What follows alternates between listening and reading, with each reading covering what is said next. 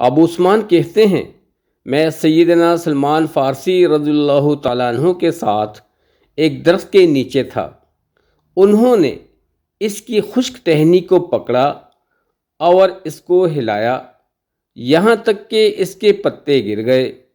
پھر کہا، اے ابو عثمان، کیا تم مجھ سے یہ سوال نہیں کرتے کہ میں نے ایسے کیوں کیا ہے؟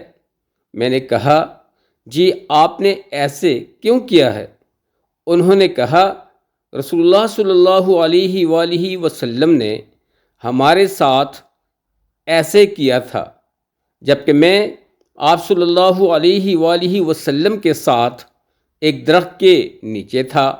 آپ صلی اللہ علیہ وآلہ وسلم نے خشک شاخ کو پکڑ کر ہلایا یہاں تک کہ اس کے پتے گر گئے۔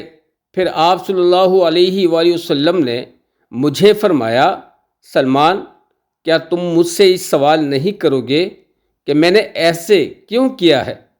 میں نے کہا، جی آپ صلی اللہ علیہ وآلہ وسلم نے ایسے کیوں کیا ہے؟